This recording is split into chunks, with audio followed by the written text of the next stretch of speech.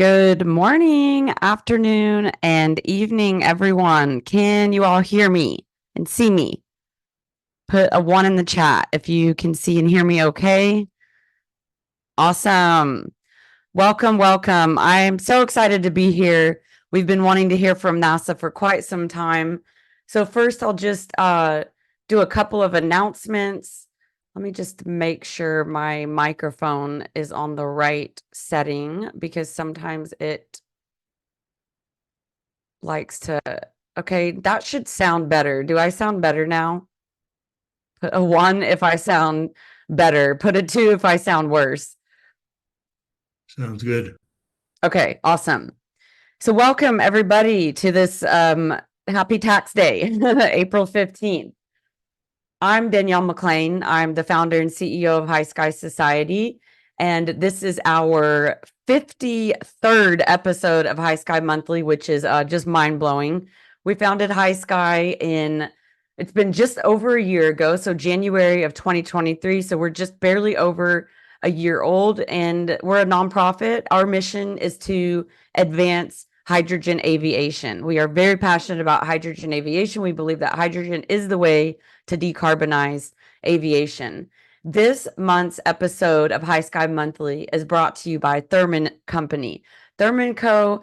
helps small to medium-sized organizations with strategic technical project management to ensure that they're doing the right things to keep their projects aligned with their business goals while balancing the project management triple constraint triangle of scope, cost, schedule. They also introduce quality, risk, and communication management to their projects. They're women-owned. They're located in Houston, Texas. I can personally vouch for them because I use Therman Co., and they are amazing.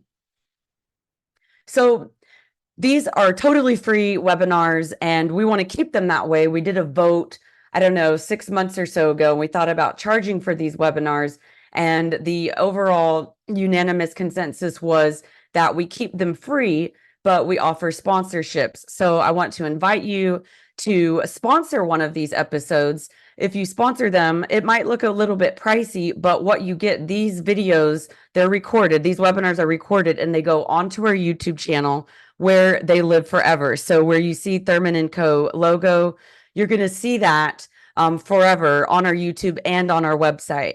And so this is like an example of Ben Livingston's webinar from 2 months ago. He's got 101 views on YouTube, and we've got currently 148 subscribers on YouTube. That might not seem like a lot, but we started at 0 a year ago, so we're growing, and we expect this to grow exponentially as hydrogen becomes more widespread. So it really is a great bargain to get your marketing out there for something that's going to live on our channel and our website forever. And that leads me to my next ask is, yeah, so if I give you free webinars, you have to do these things for me, okay? That's the deal. I'm going to encourage you to click this link that I'm putting in the chat, and that's going to take you to our YouTube channel. And please subscribe. It helps us hugely. When we hit 1,000 subscribers, we get loads of new amazing features. So we're really trying to reach 1,000 subscribers by the summer. So I encourage you to click that link and go hit subscribe. It should immediately take you. If you get an error, that means you're already subscribed. And I'm even going to go check to see who's subscribing. Let's see how many we've gotten. We started at 148, and now we are at 154. Good job. Couple more people. Please click it. I'm putting a link in there again. Please subscribe. It helps us out hugely. Watch some videos. We have loads of content, 49 videos, hours of hydrogen aviation content, interview with Dr. Martine Rothblatt, interview with John Piasecki. So there's just all kinds of cool stuff on our YouTube that you won't find anywhere else. So go subscribe, subscribe, subscribe. Yay, we're at 159. Thanks, guys. Please subscribe. It literally helps us. We're not just asking for no reason. It's huge. Another way that you can support us is by purchasing HYSKY swag. We've got t-shirts, jackets, all of this goes 100% towards supporting our mission. And let me give you the link to that. There's a QR code that you can scan, but you can also get there here. And I'll just go ahead and stick a link there. And I like to think we have some funny, creative t-shirts. My favorite shirt is this one. It says hydrogen, it won't shoot your eye out. And then it's got a little hydrogen molecule with the face. So all of these go completely towards supporting our mission. We have tons of cool shirts on there. So I encourage you. Oh, I was going to put the link. Let me get that. Oh, I did. Okay, cool. So yes, please do that as well. Those are ways you can support us so that we can keep our content completely free. That's really important to us. If we're going to advance hydrogen aviation and we put everything behind a paywall, then it's not very accessible. So these little things really, really mean a lot. The next ask is I'm going to put a link in the chat, and I would love for you all to click this link. It's a LinkedIn post, and it just says, if you're attending this webinar, repost this. So click the link. It will take you to this, and you can like it. Oops, sorry, excuse all my messages. You can like it, and then you can repost it. That is a huge help to us. So please do that as well. And I will post that, stick that link in the chat again. Thank you. Those little things really help the algorithm and help us keep things free. So thank you to everybody for reposting that on LinkedIn. And I know I'm giving you a million things to do quickly, but we have a lot to get through today, and I want to hurry and get to our distinguished speaker. I'm really excited about that. So moving on, save the date. Flying High 2024 is in Las Vegas, Nevada. I am so excited. Last year, we had it in Grand Forks, North Dakota. It was amazing. These are pictures from last year. Some of you couldn't make it because Grand Forks, North Dakota is not the easiest city to get to, though it was an amazing event. This year, it's going to be at Caesars Forum, and we're co-located with the Commercial UAV Expo. And I'm going to give you a link to the press release about it if you want to learn more about that. And let's just watch a quick video. So the way that we do it is, since we're a new nonprofit and a new organization, we're only a year old, it's difficult to hold these massive events. As anybody that's hosted events know, they're very, very expensive to rent out these venues and provide food and drinks and everything. So we co-locate with bigger events. So this year we're partnered with the Commercial UAV Expo. We're going to have a hydrogen pavilion right smack in the middle of the expo. And so I'm just going to play you a quick video on that event. A lot of you are probably familiar with it.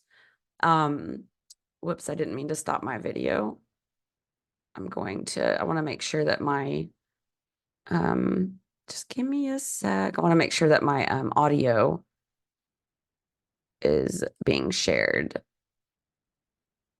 so that you can, okay, Zoom has like changed all their settings. Forgive me. It's all different this morning. Okay, I'm gonna play a quick video so you can learn more about this event. A lot of you are probably familiar with this event. It's huge. It's a ton of fun. So without further ado, I'm gonna shut up and play the video. The demo was awesome. I really enjoyed all of the demos. What I've noticed is people that come out to a demo site at an event like this, they're incredibly dedicated. You know, they're serious. They know exactly what they want. It's been really good to compare what I use to what is going on here and to see the new technologies. Seeing them in person, seeing how they fly, actually seeing how they operate is fantastic. I walked in the door, immediately saw things that I was interested in. Oh, it's been phenomenal. This is all I do for a living, and I'm seeing operators and drones I've never even heard of today. So it's just great to get out here and experience this large swath of different types of operations. We're always excited to attend the show. It's always a great turnout and really a melding of the minds from all the different UAS industry. I have some knowledge of drones, but nowhere near the extent of what I'm finding and what I've been learning. Yeah, it's been great. All the creators are here. This is a creative environment. When I come here, I already know it's not going to be reading white papers, and it's going to be creators, innovators, entrepreneurs, and they're so entrenched in their design and in their build, and they can't wait to get it out to the public. I think this is a great opportunity for new customers to sort of see how the drone industry is developing and how it is expanding and can work with lots of different retailers and lots of other customers. The seminars are great because it's a way for you to learn something that you didn't know, that you just in your real life don't have time. Been to a number of sessions with the FAA, has been participating and been attending, and I think really having seen where their mindset is and where they're headed is really helpful to hear. I get experience and exposed to drones that I don't normally see in my day, and I take that knowledge back with me to the community because they don't get a chance to come to this show. All conferences that we attend, specifically like Commercial UAV Expo, they're so valuable because it doesn't matter where you are in the drone space and at what time you're in it, it has something to offer you. What's really great about shows like this for us is the connections we get to make with our customers that we don't always get to have that face-to-face question and answer time with them. People are coming here going like, hey, this is a great environment for me to essentially explore this because everyone's looking for a similar solution of some kind. Here at the show, I mean, we've seen probably a dozen companies that we're interested in partnering with, talking more to about ways we can integrate their technology into our drone shows. I've been really impressed with kind of the show and the quality of the products and the companies here at Commercial UAV. I think that's an awesome opportunity for attendees to kind of come in if they're interested in a product, if they're interested in a team, come see the product, come see it in person, but then also kind of see the folks behind it. If you're operating, you need to be here. You need to understand what's going on and you need to ask your questions and get your solutions. I've got the problem, and in the same building, I've got the solution. That's what Commercial UAV does well. You always see something different when you come to Commercial UAV, something new, exciting. So it's definitely a learning experience as well as a great social networking event.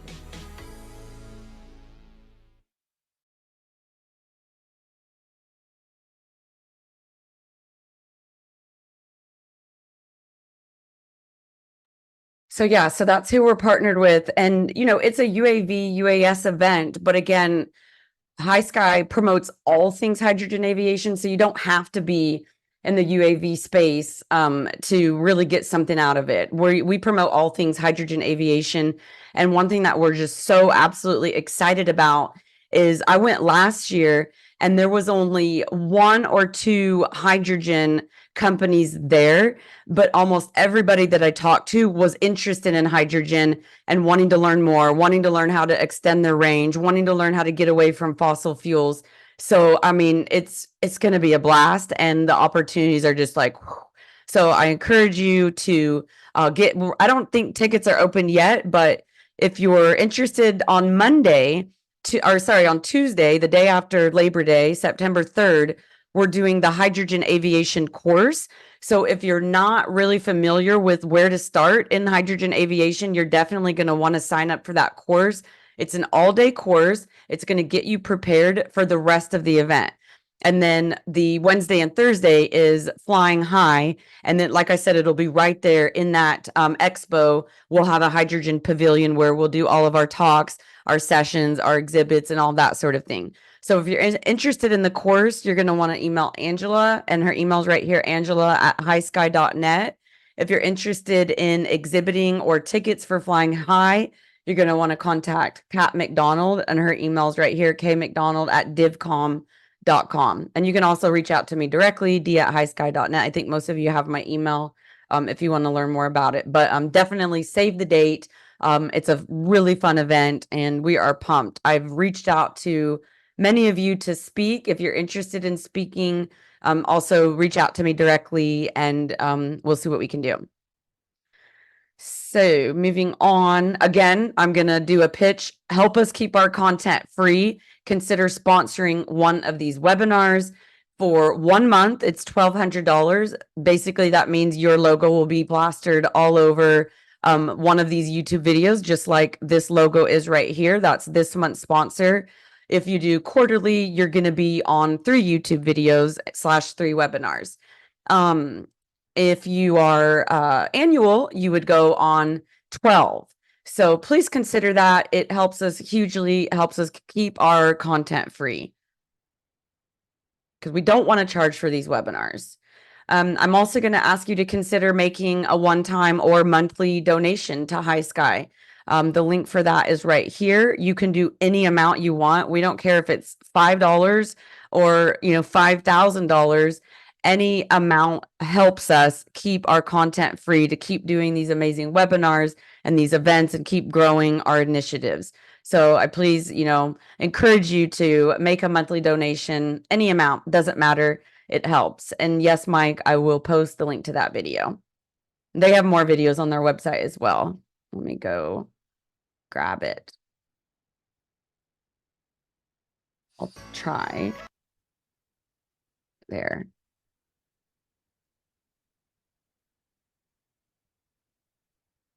There's the link to donate, which for whatever reason it's not letting. Okay, I did post.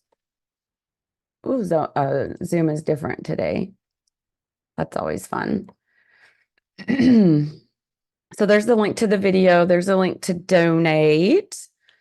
And now my favorite part is, oh yeah, and Rishabh is on vacation. So if I'm a little shaky today, it's because I'm running the back end and the front end. But now it is time for my favorite part, which is the group photo. So everybody, please turn on their camera. We don't care if you're in PJs, if you're in bed, if you're in a suit. Turn on your camera and let's do these group photos. These are my favorite part. We post these on LinkedIn and they're just a hit. Yay, and see, there's always so many of you that are here that I didn't even realize are here. I also think we have a record attendance today, and I'll do a countdown before I take the picture. Let's give everybody a chance to get their cameras turned on. Few more. And then I'll do a 1, 2, 3 cheese when we're ready. Don't be shy, turn it on. If we can get 3 more cameras on, we will officially have a full screen of cameras. 2 more. Oh my gosh, this is amazing. This is a record. I love it. Okay, awesome. Let me get my snipping tool ready. All right, 1, 2, 3, cheese, and hold it.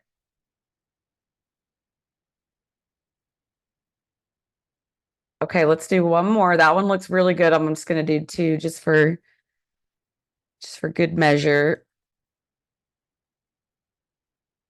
I'm gonna say 1, 2, 3 cheese and then hold your cheese. Okay, 1. Sorry, lost my mouse. Let me find my mouse. Where did it go? Okay, 1, 2. Sorry, I accidentally played YouTube. 1, 2, 3, cheese.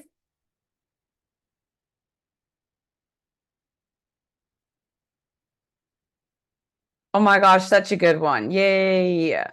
Okay, you can turn your cameras back off. Thanks, guys. Those are fun. All right, moving on. Let me share my screen again. That's our picture from last week. Okay, so now it is my pleasure to introduce to you Dr. Vadim Lvovich, and I hope I'm pronouncing your last name correctly. He's the Hydrogen Aircraft Technology Lead at NASA. Vadim F. Lvovich received his MS degree in chemical engineering from Moscow University of Chemical Technology in 1992 and his Ph.D. degree in analytical chemistry, chemical engineering from the University of Illinois at Urbana-Champaign in 1997. His career has encompassed a number of senior innovative technology and product development positions in leading R&D divisions of Lubrizol Corporation, Crane Aerospace, and Cleveland Clinic. Dr. Lvovich has adjunct associate professor appointment at Case Western Reserve University and adjunct staff appointment at the Cleveland Clinic Lerner Research Institute. Between 2012 and 2022, Dr. Lvovich served as branch chief of electrochemistry and materials chemistry and physics branches at NASA Glenn Research Center in Cleveland, Ohio. Since 2022, he has been leading NASA Hydrogen Aviation Technology Development Team. Dr. Lvovich published a monograph and applied principles of electrochemical impedance spectroscopy. I always have a problem saying that word. A John Wiley and Sons 2012 textbook. I actually looked that textbook up. It looks interesting. I used to do electrochemistry in a previous life, by the way. And he holds 10 US and international patents, edited and authorized over 50 books, reviewed chapters, and research publications on electrochemical impedance applications in traditional and renewable energy sources, characterization of advanced materials, onboard diagnostics of industrial fluids, biomedical sensors, drug delivery systems, and innovative development of several industrial high technology products. Wow. It is my pleasure to introduce to you Dr. Vadim Lvovich. Dr. Lvovich, the stage is all yours. All right. Thank you, Danielle, for this tremendous introduction, and thank you for invitation to speak today. Let me see. I need to share screen. And we don't hear you yet, Dr. Lvovich, but we do see you, and we don't see your screen yet. Okay, now I see your screen, but it's like on the weird back end one.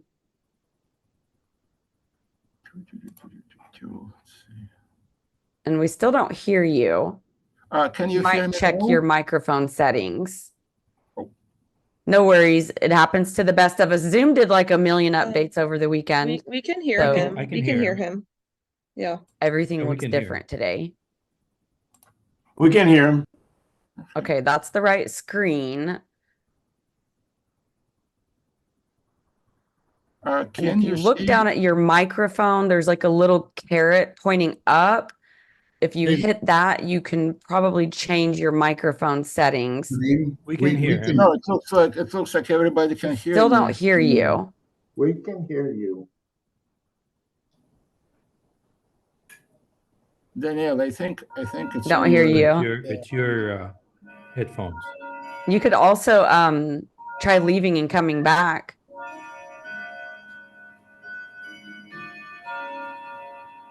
Let me try to show you Don't leave. Please don't leave. where you're going to change your microphone settings at.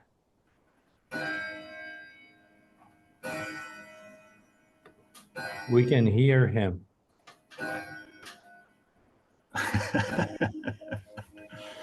Look in I'm the going to share chat. my screen and Look in the chat. see if I can find. That's not what we want. Well, you know the toolbar where you share your screen? I hear people shaking their head. What's happening? Is it just me? Yep. Yeah. Oh, you guys can hear him. Why can't I hear him? What in the world? Oh my gosh, I'm so sorry. Okay, I'm going to mute myself.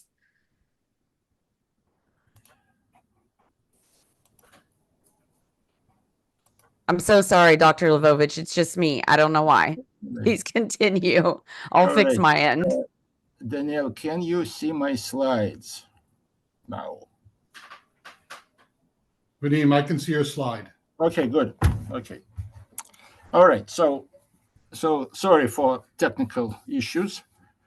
Again, Danielle, thank you for inviting me. This is a tremendous opportunity. So I really appreciate that invitation and, and the chance to, to talk to you all.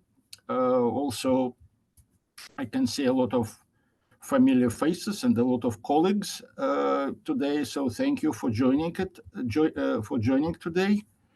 And I will just launch straight into the presentation. So I will, I will talk about vision for aircraft technology development. This is also from understanding that this is by no means an ultimate truth. Our community is, emerging and evolving, and this is actually makes it such a fun development because we're all trying actually very hard to, to develop next technology, also to develop a lot of new approaches. and to future aircraft transportation. And and this is sort of our look, from the standpoint of our technology development team at NASA. And there will be actually an acknowledgement slide in the very end, which acknowledges contribution of many team members who contributed into this program and into our thought process. Let me go to the next slide.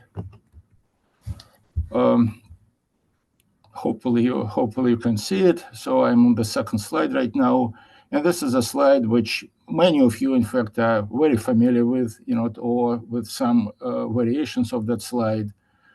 So there is obviously Aviation Climate Action Plan, which is being developed, with net zero carbon emission goals by 2050. There are similar documents which are coming from Department of Energy. There is lots of activities in Europe to reduce carbon footprint from aviation. There are various projections which are shown here on that slide from the standpoint of what will happen for various scenarios, what will happen if nothing happens in terms of technology development, then carbon footprint will increase. Aviation is projected to become responsible for various percentages, I would call it, because some of those percentages are from current about 3%. Some of them they show it increases to 9%. Some of them show that increases to 17%, and so on and so forth.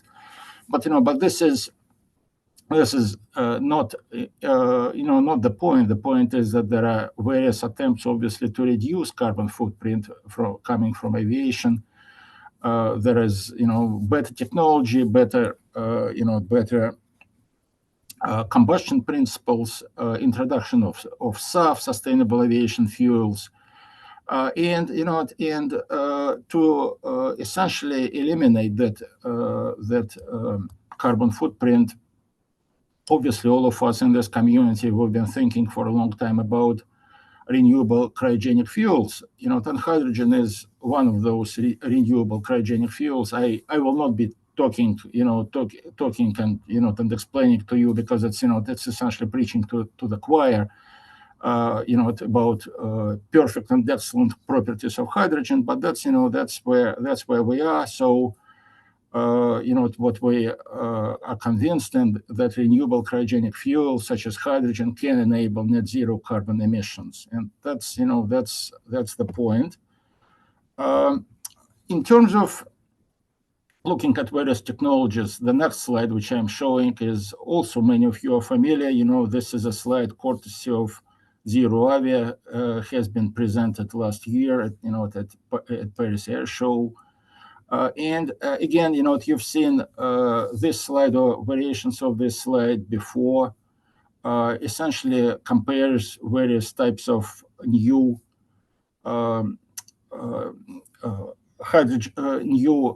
electric aircraft architectures. Hydrogen electric is one of subsets of overall electric aircraft, and and the overall move for aviation to move in the direction of more electrified aviation.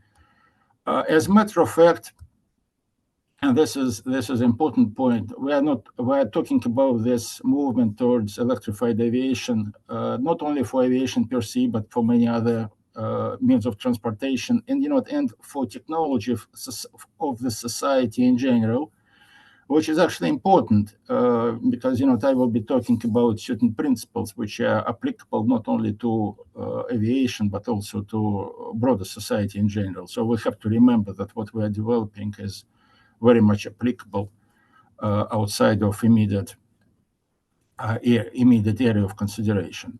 But if we look at this slide, obviously it's it presents hydrogen electric, again hydrogen electric version of electric aircraft as a technology, as at least I would say that a very promising technology, which is which is scalable, which is expected to provide a very positive impact to that goal of carbon neutral aviation. And as a matter of fact, also is very promising in terms of handling other types of contaminants. So we do not expect NOx, obviously, to come out from that, which differentiates it from hydrogen combustion in hydrogen burning engines. We also expect that water contrails, and there are lots of studies on that particular subject. It's an important subject on water contrails. We also expect that water contrails to be very short-lived and very minimal at that point. And that's, that brings some important advantages over other considered technologies for aviation, including SAF, including battery electric. Battery electric scalability is an issue, and the weight, and hybrid electric. So this is, this slide, it pretty much says that, that this is not an ultimate solution. We have to come to an ultimate solution from the standpoint of technology, but this is a very promising venue to pursue.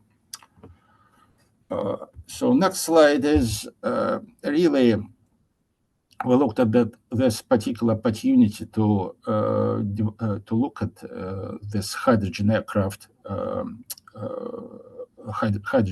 aircraft architecture, and there are a number of private, primarily companies who are looking into that. That particular area of aviation. There have been some attempts to fly relatively small aircrafts so far. What we see is, that's very important for us. A very important goal is to look at something on the level of Boeing 737, Airbus 320, because again, the upper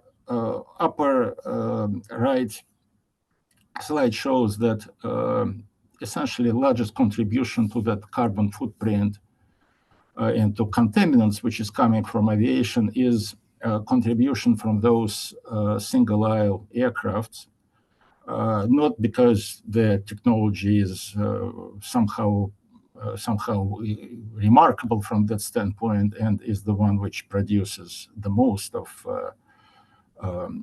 carbon footprint. That's not the case, but but this is the most popular type of aircraft. Lots of flights, very high density of those flights.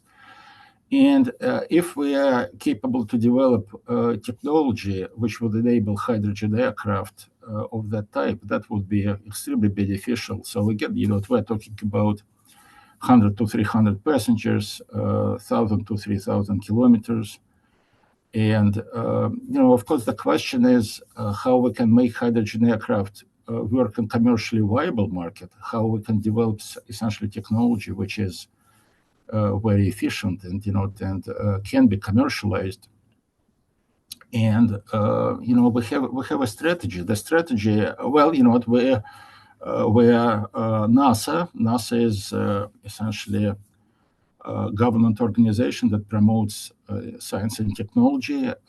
We are not in commercial space. Again, we are in technology development space. And we post our strategies, development of methodology at that point. We're developing methodology that would enable industry-wide adoption of medium-range hydrogen aircraft. And that methodology is, we expect to maturate that methodology over the course of our work and,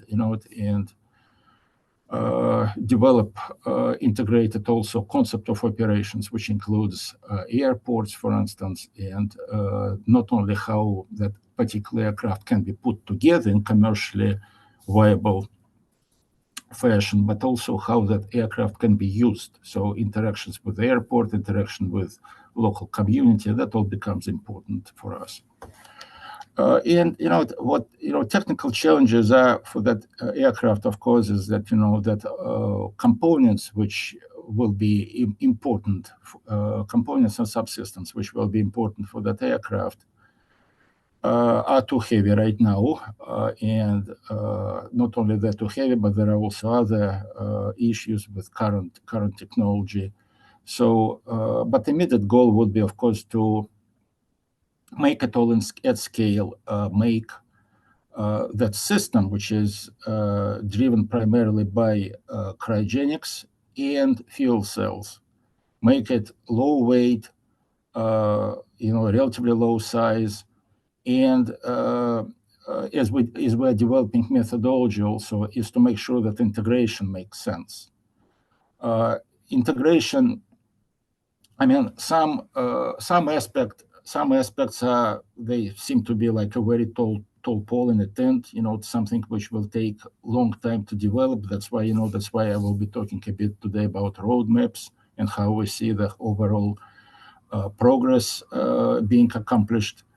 But on the other hand, there are certain advantages, certain immediate advantages in this particular architecture for the aircraft. First of all, it enables distributed electric propulsion and fuel cells. If we assume that that our main power and propulsion system is based on fuel cells, they promise high efficiency than existing jet engines, which also calls for low amount of fuel, in that case hydrogen, and oxygen, so low amount of hydrogen will be brought actually on board of aircraft, and that actually provides some framework for an entirely different type of aircraft architecture. That's why that traditional tube and wing architecture is shown here, but also there is blended wing body and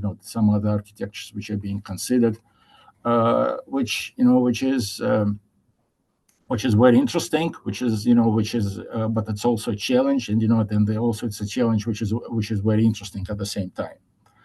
So after that, my next slide shows also that everything becomes a bit more complicated because, again, we don't have a crystal ball, and we don't know what aircraft architecture is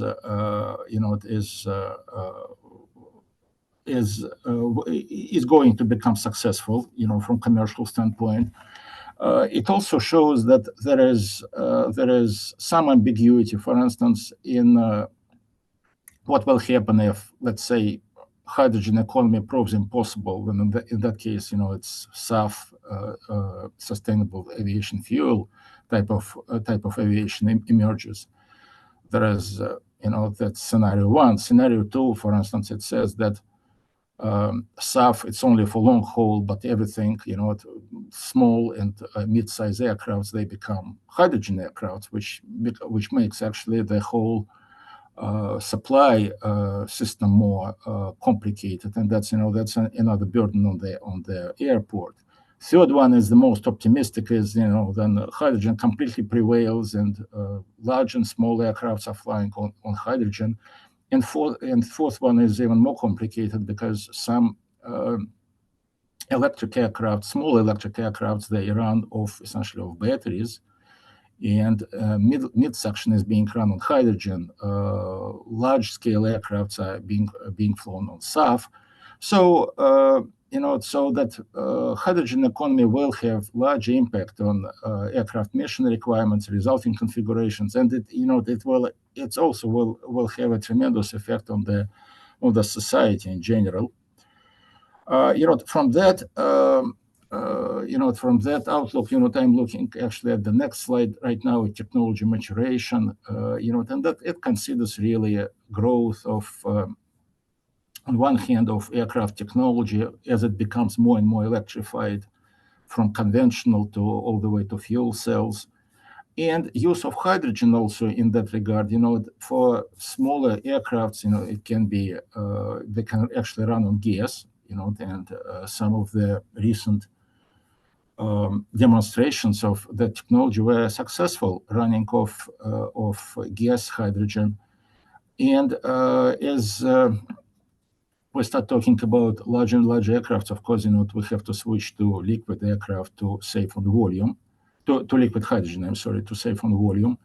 And, and again, that hash marked area in the middle, that's what we are trying to address today is, business jets, regional and narrow body aircraft. So that, that appears to be something which hydrogen or liquid hydrogen in that case will be able to address. So how we will approach it, we are trying to develop hardware, which is hardware development is on my next slide. And this is really sort of several loops, we need to do mission study and mission definition, high-level system analysis, which we're actually doing in our group as well. Trade different aircraft architectures and do performance modeling on them. And after that, after we identify those aircraft architectures, we have to also start consider development of requirements and design for subsystems and components. Component design and development becomes important. And at some point, we are ready to really move from research into really manufacturing and testing of components and subsystems. And, this is actually shown in a bit of a simplified way because this is a highly unusual problem, and we have to often go back and revisit the whole definition, do another trade study, obviously, and and another system analysis, and from that, as in many technology development, cycles, some truth obviously emerges, and and some that truth, in the end, it will lead us actually to a point when when we tested our subsystems, when we can actually develop architecture on the basis of all of that, and we can do integrated system ground test and flight demo. So so with that in mind, I will actually talk about developments of those components and subsystems at some in some details. And in our team we have we have several subgroups. One group is looking at cryogenic systems for future aviation. Another one is looking at fuel cell technology. Third one is looking at thermal management system. We also have obviously a group which does aircraft architecture, and they consider different options for what that aircraft of the future would be. And we also have material development team. We're also looking at regulations and certification process as well. So we're trying to address, on for such a sort of internally driven development, we're trying to address multiple fronts, and that's where that understanding of development of different subsystems, but also how they fit together, for instance. So we have to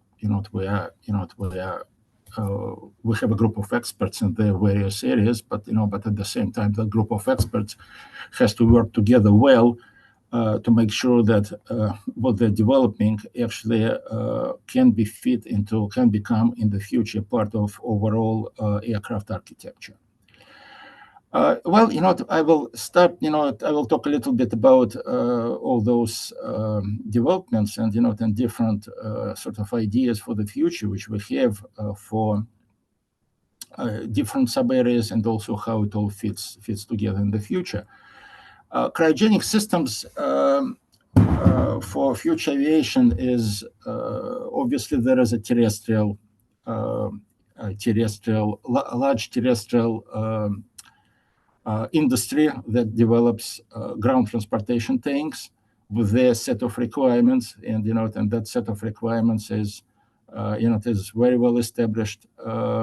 That can address multiple pressure temperature cycles, but also terrestrial industry, unlike aerospace, is not really particularly concerned with weight. So a lot of things are well made, but but they are made out of materials that are heavy. NASA represents a unique organization that has many decades of experience with large-scale cryogenic systems for space, where weight becomes a premium consideration along with safety. However, then we have obviously lightweight materials which go into construction of such things. But those things have been used for very, very few number of cycles, sometimes for one cycle. And for aeronautical applications, that's not enough. For aeronautical applications, really, new materials must be developed that would allow durability for thousands of cycles, increased safety. Also, operations may become important, or definitely will become important, because rapid turnaround time during refueling is required. So that should become consideration for cryogenic technology as they become refilled, or for aircraft architecture, or for both of those things. And again, weight and volume, of course, are extremely important. Everything has to be manufacturable. And that calls for new types of materials and structure solutions that would allow implementation of such things. In terms of moving on to the how we envision that roadmap for cryogenic tanks, it's on the next slide after that. So again, there are significant challenges. We need to develop essentially new materials that are capable of high cycle life between temperature for cryogenic hydrogen and ambient temperature essentially for thousands of cycles. Low permeability to hydrogen, always a challenge with hydrogen. Hydrogen gets everywhere. Coefficients of thermal expansion must be made seamless, essentially, between composite and then the liner, for instance, or insulation system. Aircraft architecture is needed that will permit tank inspection, and then we obviously have to be able to install to develop insulation also that will go into those tanks. And there are also studies on importance of insulation, because, poor insulation, it will just calls for a larger size of a tank because of the loss of hydrogen, and that has to be balanced against what can be made, what can be done, and how big actually that tank can be allowed to be. I showed here essentially that roadmap of how everything evolves, from current TRL 223 to TRL 7. We again, like with many other developments, we look at actually that initial stage when we rely on internal development. We have also very vigorous SBIR STTR program, and also interactions with others. Our strategy really is to work with an industry, work with material developers, work with tank manufacturers, investigate emerging insulation approaches, and develop, look at aircraft architecture, and continue sort of to refine that aircraft architecture, which will allow for those cryogenic tanks to be installed and used, and at the right sizes and volumes. And aeronautical facilities for cryogenic testing, they become important because of special considerations which have to be given to aeronautical environment. It's different from terrestrial environment, and it's different from space environment. And in terms of progress, it's again like the arrow points in that direction, from composite materials to subscale tanks to full-scale vacuum-jacketed tanks, and to flight demo in about 10 to 15 years, hopefully. The other side of which is frequently being actually, I won't say forgotten, it's not forgotten, but not very frequently mentioned, is fluid system, cryogenic fluid system. So pumps, valves, they all become very important. Again, it has to be lightweight, has to be long life, surviving multiple cycles. And there are many considerations for use of those systems being primed or being essentially empty, with respect to liquid hydrogen. Internal leakage obviously becomes important. Sensors for detecting hydrogen, they become important. And fluid system transient operability also becomes important because, from essentially one aircraft system to the next. Strategy again is very similar. We need to to expand our materials outreach and work with material development companies, but with a lot of attention to additive manufacturing, because we really see it as a quite a significant enabler for that technology, which will allow us actually to develop those fluid system components. Again. Really development of life tests, for instance, for composites, advanced characterization, predictive modeling, and machine learning also becomes important, when it's tied up, for instance, to predictive modeling of properties and maintenance of cryogenic systems. In principle, when we develop those, let's say, those types of materials, even for cryogenics, predictive modeling, when we're dealing essentially with material that is supposed to survive for thousands of thermal pressure cycles, becomes essential really for that development, and that's where let's say machine learning and physics-based modeling algorithms may be of a very significant practical importance for us. Well, again. To identify aircraft architecture, to design appropriate liquid hydrogen storage and transfer system becomes important. So that's what I have to present on cryogenics. So the next one will be on fuel cells.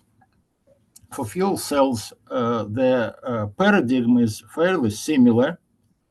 There is a well-established terrestrial fuel cell industry that addresses largely, I would call it now, niche transportation needs. If we're talking about commercial, so for instance, we know all about loaders. They use fuel cells. There are successful examples of development within car industry with Toyota, Honda, and others who developed fuel cell based cars.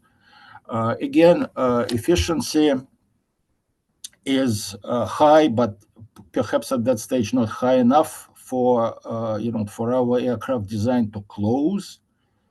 However, there was a lot of progress there in terms of scale up. There is 200 kilowatt stacks. They become essentially commercially available for transportation applications. And this is an area also which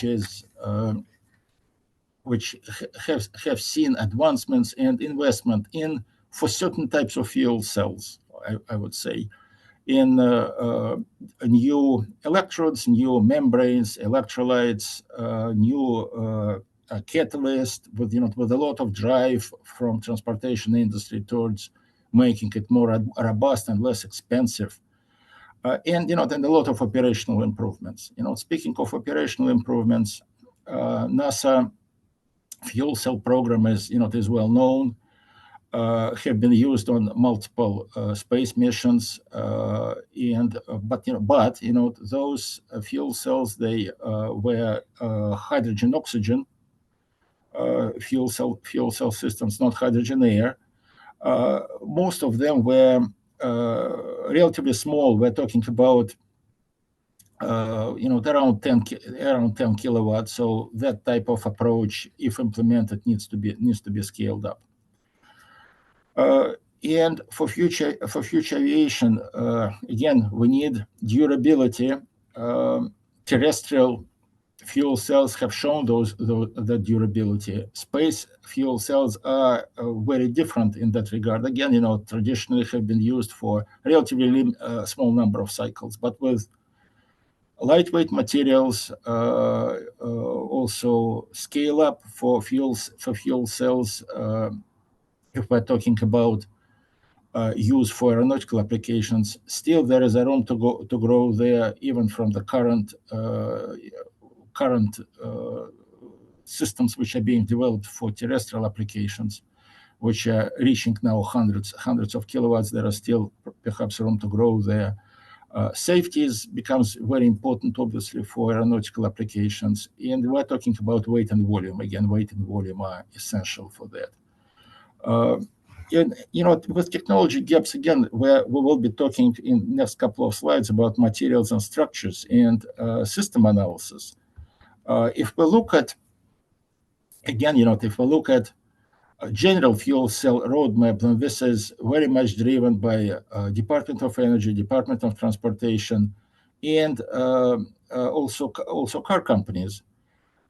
So there is DOE has, for instance, a whole program for heavy-duty vehicles, which envisions introduction of fuel cells into that market. And as technology progresses, we can expect, in the next 2 decades, increase in efficiency, some increase in durability and number of hours, which those fuel cells can see before being replaced. However, the main challenge is that really at some point those requirements which are driving fuel cell development for terrestrial applications and aerospace needs will certainly diverge. For terrestrial transportation, that's driven, a lot of that is driven by cost. And again, weight is important, but not as important as for aeronautical applications. For aeronautical applications, again, cost is perhaps maybe not secondary, but not as important, not important to such an extent as it's important for terrestrial transportation. Nevertheless, need to remind again that that even if we look at what is being projected for terrestrial fuel cells, their power density, their lifetime, their energy efficiency, scale up, it still has a room to go. For that those types of advancements are important for introduction of that fuel cell technology for mid-size aircraft.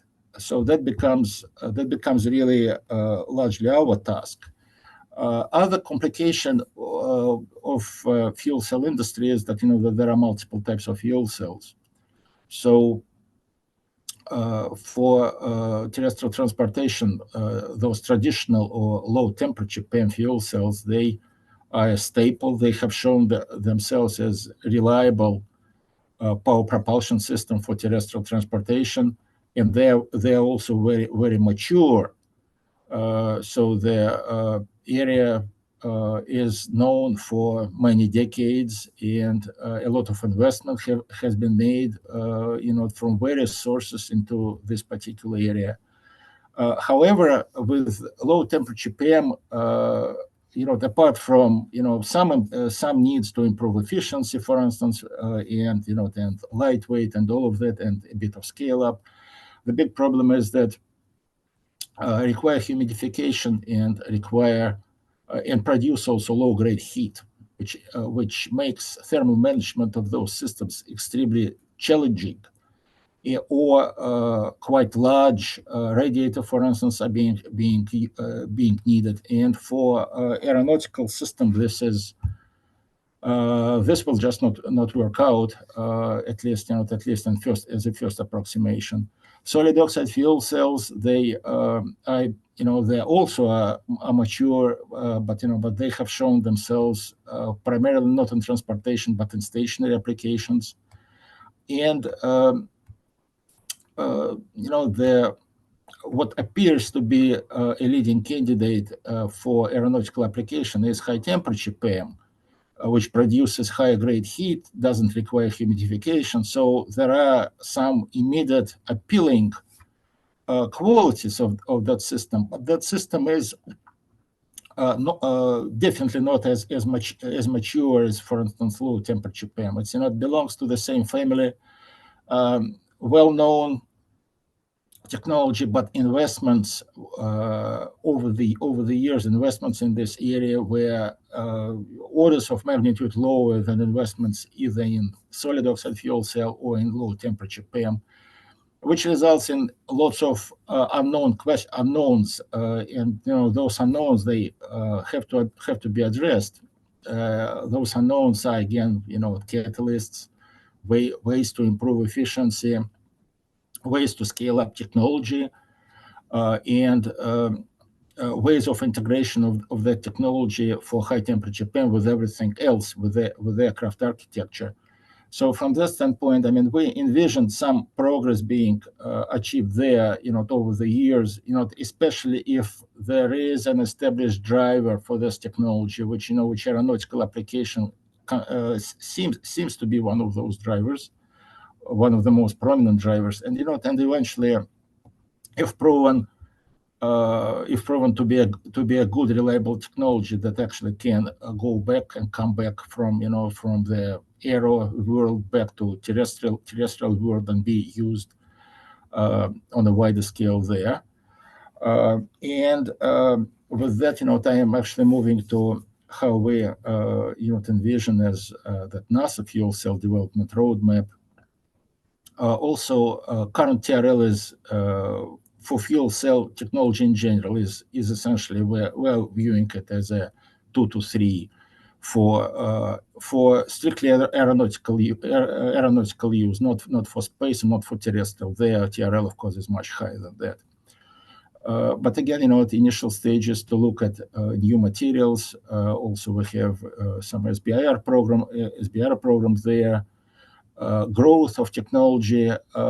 We also think that machine learning may become quite enabling just from the standpoint of optimization, even if this initial optimization is being done strictly on the basis of low temperature PEM, which has a lot more, obviously a lot more information and a lot more data dedicated to that type. And after that, perhaps those principles may be shown to be transferable to high temperature PEM. Scale up is an issue. Increase in efficiency and longer durability is as expected. Some results we expect within probably next 10 years in this direction. And after that, it's really further refinement, which will result, eventually in ground tests and for the subsystem and in the integration into full-scale flight tests. Strategy again is, as I mentioned already several times, we're dealing, if we look at high temperature PEM, we're dealing with the immature, or less mature in that case technology. Solid oxide fuel cell has some advantages as well, so they cannot be discarded. And some testing of solid oxide fuel cell as secondary propulsion, especially for the aircraft, are being considered. Low temperature PEM is very mature, but can actually give us good ideas in terms of progress for the overall area. Big challenges are, of course, materials, new materials, which will allow us to do scale up and increase efficiency and increase durability of current technology, while essentially developing that technology, which is challenging in itself. But I have a separate essentially slide on TMS, thermal management system. This is a very important also area for development, especially in view of again making it more compact and more amenable to aeronautical world. Machine learning, in conjunction with materials development, we view it as very important. Another area, just like with cryogenics, another area where machine learning can become extremely beneficial for propelling essentially that whole development into the future. Working with materials experts and fuel cell developers to perform development and improvement on fuel cell technology. And again, testing is important. It's really, we're talking about facilities, aeronautical specifically facilities for testing of megawatt size fuel cell systems. So this is the roadmap for fuel cells. Next one is is what we think about thermal management solutions. So thermal management again is within the overall concept of fuel cell aircraft becomes very important. However, it also has wider applicability to a lot of other things. A lot of other things are what we're talking about is move from essentially, let's say in transportation, there is a lot of move from open systems which burn fuel and have an exhaust, essentially for an open system that burns, for instance, jet fuel in current aircraft and has an exhaust. That system really has minimal thermal management challenges. And we're moving, as a society, we're moving to a more and more electrified closed systems where heat is being produced by electrical systems. And those systems, they do not really have an exhaust. So we have to come up actually with new ways of managing those systems and managing that heat. We're talking about, for instance, electric motors, and we're talking about high voltage cables. All those systems, they require heat management, and same applies for the aircraft. But for the aircraft, again, that's where efficiency becomes so important.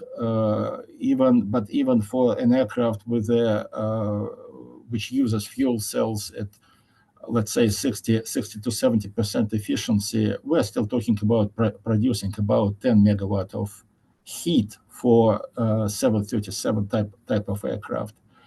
So for us, again, challenges are very high power densities. That requires complex cooling strategies that use new fluids, cooling strategies that require looking into skin type of system to handle heat. Also, hydrogen, although it's very cold, has very little weight, and because of that has very little heat capacity. But nevertheless can be used to cool at least some part of the system. So it really requires a system of solutions, system of various approaches to thermal management. And strategy again is as we kind of move on into about 2040 range, when from individual components to introduction of new concepts into components and subsystems and development of those components and subsystems. Again, our initial take is to explore, test, and improve different technologies. Do some trade studies, explore new materials and manufacturing techniques, and optimize co-design and integration. Because again, what we realized also that for the aircraft, several thermal management approaches will be required to handle such a large amount of heat in a closed system. So that's on thermal management, and and of course nothing happens without looking into aircraft configuration and architecture. That's where it all starts, and that's where it all ends at every developmental cycle. So we have a team that started looking into aircraft architecture for electric aircraft. Actually, probably about 20 years ago. There's a combination of analytical tools which they have been using to to enable those studies, and and now they're using same types of approaches for liquid, essentially for cryogenic, fluid type of aircraft with with fuel cells and with with other architectures. So 737, of course, is our sort of primary object of studies. There is also a alternative platform which is Lockheed Martin. This is actually a transportation, essentially transportation aircraft that flies a little bit slower and and has larger capacity for our studies. Again, we really are using those approaches to analyze architecture for the aircraft, to determine key metrics and demonstrate architectural sensitivity. In terms of progress, development of aircraft architecture, it kind of depends also on progress which is being accomplished by other teams, by cryogenic teams, by fuel cell team, and by thermal management team. In that case, by overall progress, it's kind of give and take really, in terms of what components are being developed, what is possible, how big are those components, what is the weight of those components, what is durability of those components, how they can be integrated, and that's where aircraft architecture comes into play. We envision that progress within the next 15, 20 years to be closely tied to the progress of other teams, to the progress of for instance, we are after development of baseline cryo systems, some additional aircraft configurations can be explored, and the next cycle we expect that the thermal management system design will become more mature, and that will allow incorporation of improved fuel cell systems into an architecture, and development of it will also drive sort of improvements in next generation fuel cell technology, which will result in incorporation of high level safety requirements, and will allow actually for testing of those concepts like in an aircraft test facility. And that will go also through updates for cryogenic system, upgrades for thermal management technology and fuel cells, and will result in further and continuous refinement of vehicle concept and improved component technology. So this is really goes, I addressed that in the very beginning of my presentation. It goes in cycles, in multiple cycles sometimes, and that's what is really expected for the program like that. So I will actually move to, it's a bit of a summary slide. So there are some initial projections which can be made, just on the basis of what we know now.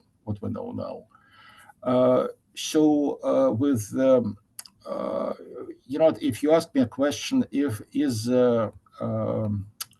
hydrogen aircraft, can hydrogen aircraft exist, for instance, right now with the level of technology which is available right now on commercial basis? To some extent, the answer to that actually maybe even yes. However, that aircraft will be bigger and much slower and will fly much shorter distance than state of the art right now. With components improvements, with advancements in fuel cells, with advancements in cryogenics, with advancements in materials, with advancements in thermal management approaches. Somewhat speculatively, we can say that around 2040 we may be able to start seeing some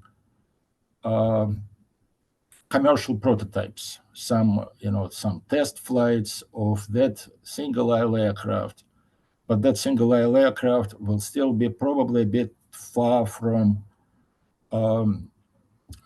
from state of the art. So won't fly 5 times shorter distance as as aircraft which you can build in 2025. But that 2040 aircraft will probably have about half of the flight range of of state of the art. So assumptions also are that we will know a lot more about contrails, for instance, and contrails is important for because fuel cell produces water, and what sort of contrails result from that water. There are some reasonably optimistic forecasts right now, but by that time we'll know much more about what those contrails really are.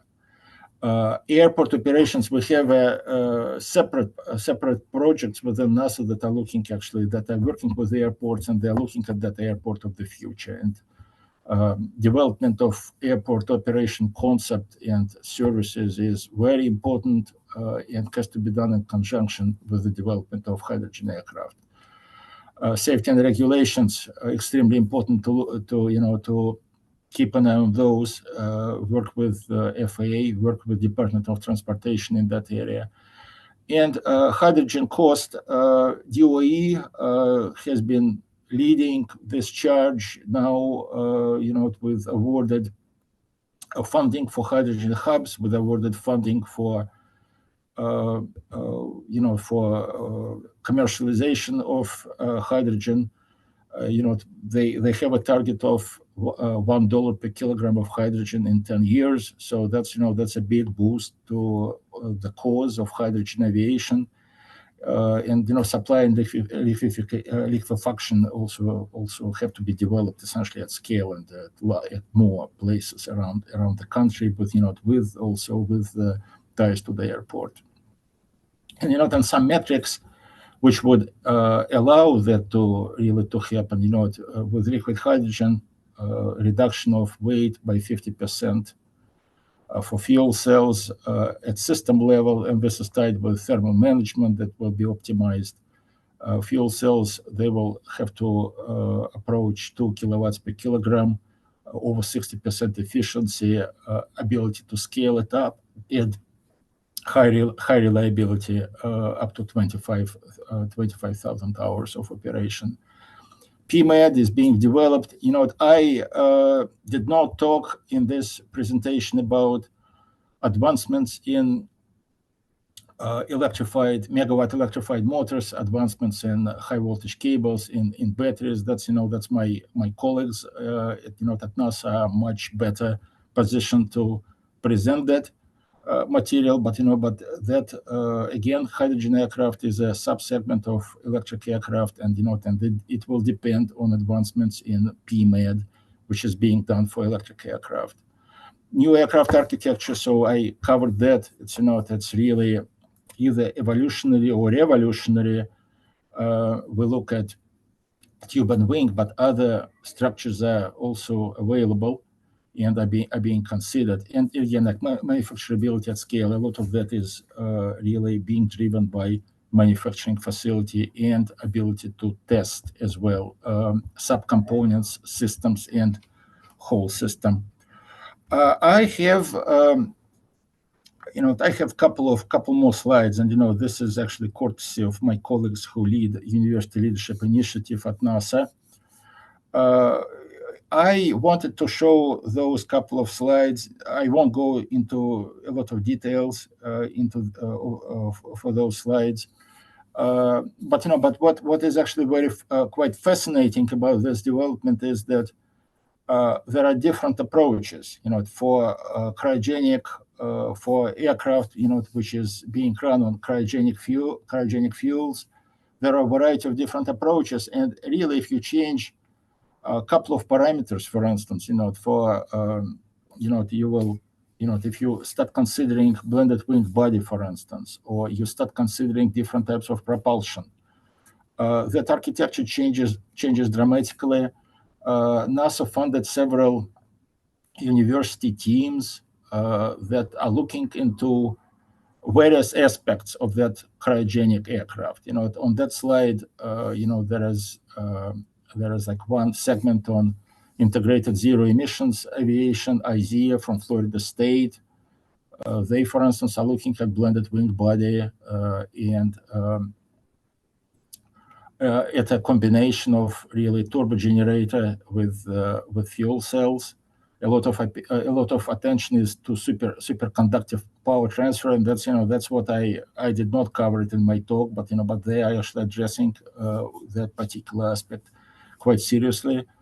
Another project is Center for High Efficient Electric Technologies for Aircraft, or CHEETA, that's been run out of University of Illinois for 4.5 years. Also a lot of attention to aircraft architecture, also blended wing body concept, but a lot of really novel vehicle platforms, and attention to also thermal management and storage system. So those approaches are, some of them are similar to what we use in our internal work, at NASA. Some of them are quite a bit different. Again, you choose components or subsystems differently, and that affects the whole architecture, and it affects a lot of your technology decisions. Program at Ohio State, that's an old program. It's been in operation for a number of years. Development of megawatt integrated electric motor and electronics. So that's gave us a lot of boost really in the development of in general development of electrified propulsion. And a couple of more recent awards. One of them is Carbonless Electric Aviation, or CLEAN, out of Tennessee Tech. And the other one is Alpha, out of Ammonia as Liquid for Future of Aviation, out of University of Central Florida.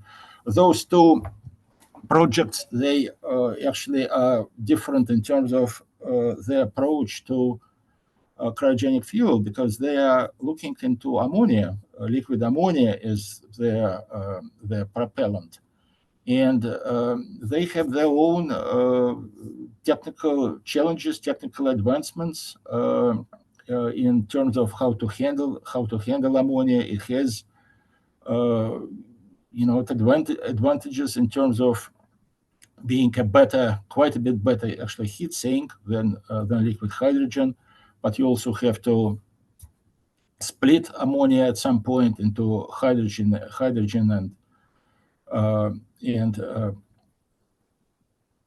nitrogen, and after that essentially use hydrogen, of course, as a propellant in fuel cells combustion and in a turbine. For Tennessee Tech program, they're using fuel cell as a secondary propulsor. University of Central Florida, they essentially rely on gas turbine as a sole propulsor, but again they're using ammonia as their main propellant. And last thing I really wanted to tell you, we talked a bit, quite a lot about technology. We talked also quite a lot about different choices, but this is a very fascinating and multifaceted development, and it's at one point when I got a bit overwhelmed with all those challenges. Actually, one of the colleagues of mine, he recommended to me this particular book. It's a book on wicked problem, which is which was written essentially. It's called the Radical Team Handbook, and this is essentially that's very wicked problem we're trying to solve, when we expect breakthrough results, but nothing like that has ever been done before. So a lot of new unknown situations, no ready answers available, and solution has been tried unsuccessfully in the past. And and that's you have to remember that it goes into that sort of team learning exercise. You have to plan, you have to coordinate, reflect on public, share meaning. After that, plan and coordinate again, and it goes like that over and over again. But you have to have patience, and you have to have like a very qualified and excellent technical team to go through that, because that's that requires unorthodox solutions, and sometimes it requires going in I won't call it in circle, but more like in sort of like in a spiral in a way. You have to you have to increase your level of understanding of what you're dealing with, and and that will eventually bring you to a to radical solution or not, but it will bring you actually to a solution which is which you're looking for and which will be useful for the society. And and lastly, I wanted to actually to thank like a lot of contributors to the team. We have excellent personnel, highly qualified team that contributed into those areas, and and I listed them here on that slide. I also would like to thank NASA Aeronautic Research Mission Directorate for the funding. And that was a long presentation, but now I'm finally ready to answer some questions. So thank you for your attention, and and I will mute myself for a little. That was absolutely fantastic. That was the best, most thorough overall explanation of the timeline. And you literally covered every aspect that I was wanting to know NASA's position on. It really helps put it into perspective of why we won't really see commercial operations until the 2040s. Thank you for that. That was a major treat. I want to be respectful of your time. Technically, we're supposed to be finished right now. If you want to take some time to answer some questions, we can. But also, Vadim, I could email them to you. It's up to you. We do have a lot of questions in the chat. Well, I can, we can try to go through questions. Okay, great. Well, we really appreciate this. This was just a real treat. So the first question that I saw was from Sarah. There were two Sarahs. Let me get the right one. Sarah M. I know it was an M. Sarah, if you want to unmute, Sarah Matron, if you want to unmute and ask your question, if you're still here, you can turn your camera on and ask Vadim your question. And then after Sarah, it will be, let's see, after Sarah, it will be Stephen Lay.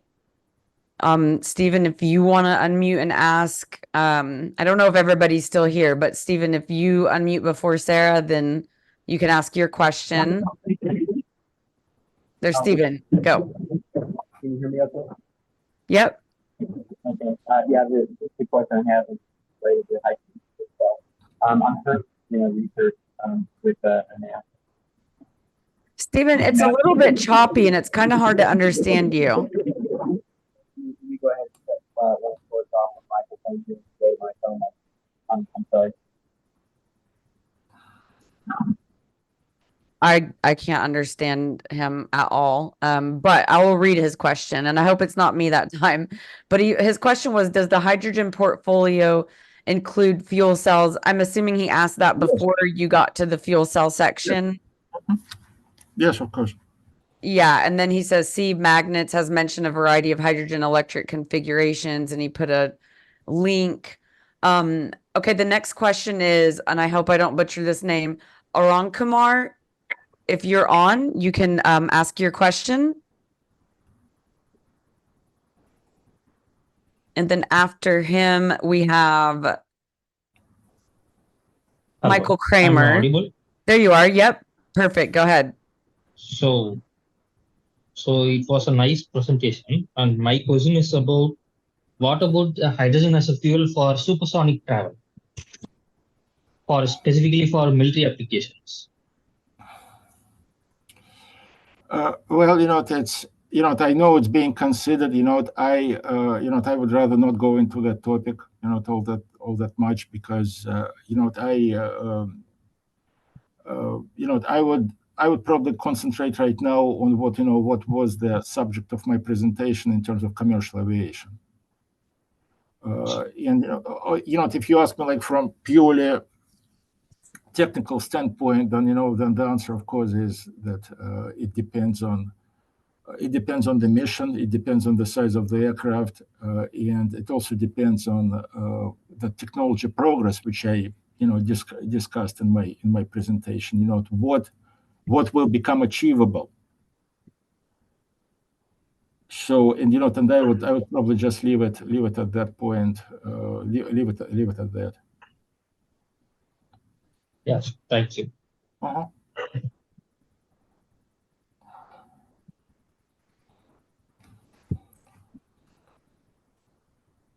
Yeah, this is Steve Light. Can you hear me now? Yes.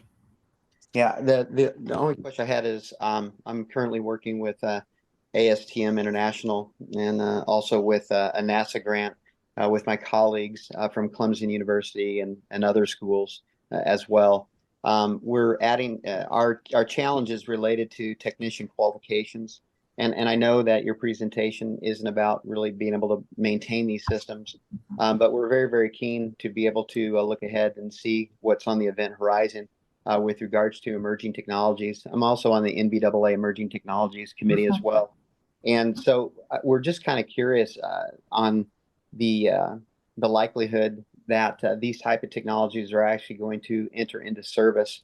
I know Zeravia has a flying aircraft, Magnets does, and some others. So I'm just kind of keen from your perspective with regards to the likelihood that these hydrogen-fueled aircraft are going to enter into service, and what kind of how do you say what type of maintenance challenges are going to be there as well as a result of this type of fuel source?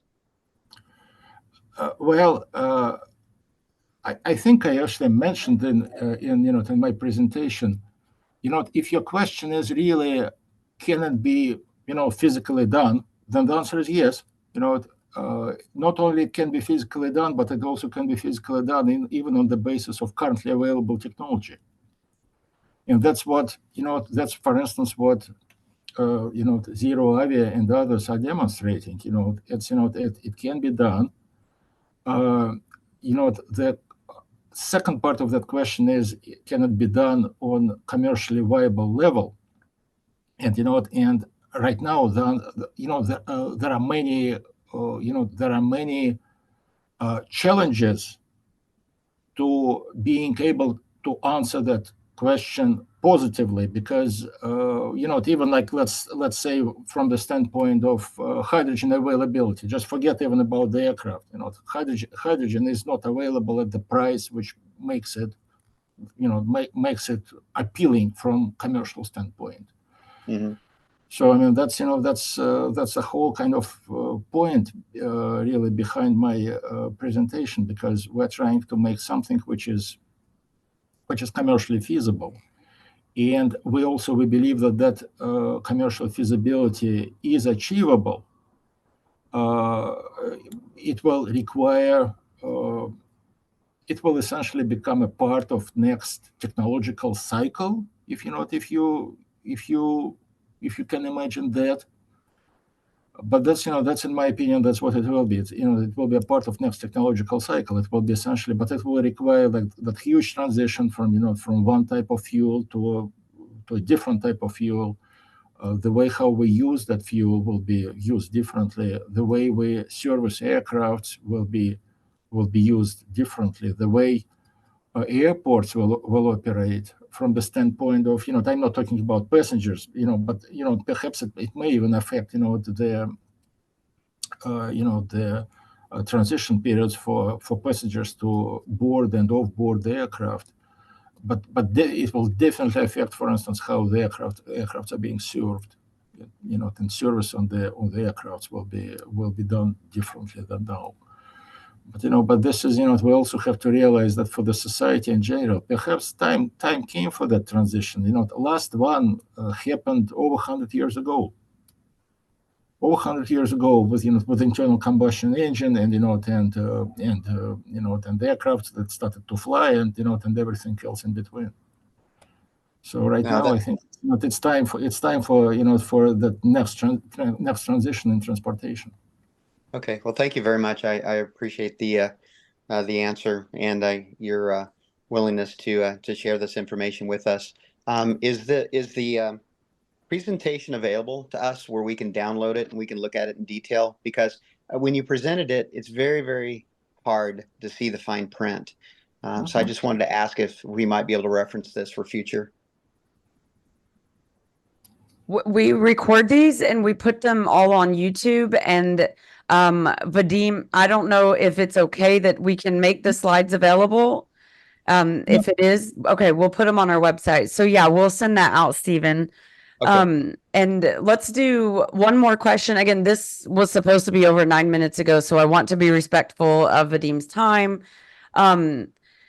Kathleen, I haven't seen you here before. I would love for you, it's not really a question, but I would love for you to come on and just read your comment, because that's something we'd be really interested in having you on as a future speaker. And then I think after that, we'll end the meeting, the webinar. If you're still there, Kathleen. Hi. Hi. Can you hear me okay? Yep. Well, thank you so much for welcoming me on. What a lovely surprise. Yeah, so you guys can call me Kat, Kat Daly, and I am the business development engineer for Lifecycle Associates. And we specialize in fuel lifecycle analysis, and something we've really been focusing on is sustainable aviation fuel and hydrogen's role in that. We also specialize in the GRE model and are able to modify it to fit any process that we receive. So yeah, if you guys are interested in connecting, we would love to talk to you more about your process and see ways that we can collaborate and, you know, help reduce greenhouse gas emissions. Awesome. We'd love to have you on as a feature speaker. Yeah, yeah, definitely. I'm sorry to interrupt, but with that, I think we're going to close the webinar for the day. But please in the chat say thank you to Vadim, and Vadim, thank you from the bottom of my heart and on behalf of everyone at HYSKY. It was just a fabulous presentation. I can't wait to do a write-up on this. Loads of good information, the best timeline I've seen to date. So thank you so much again for your time and the extra minutes. Again, we'll post this on YouTube. We'll send out the link to everybody and we'll send out the slides. So thanks again, everybody, and have a wonderful week. Bye. Thank you. And Danielle, this is Kathleen. Would I be able to talk to you for a little bit just to get all the right info? I've got your email. I'll send you an email. Okay, perfect. Thanks, Thank everybody. you. Bye. Bye.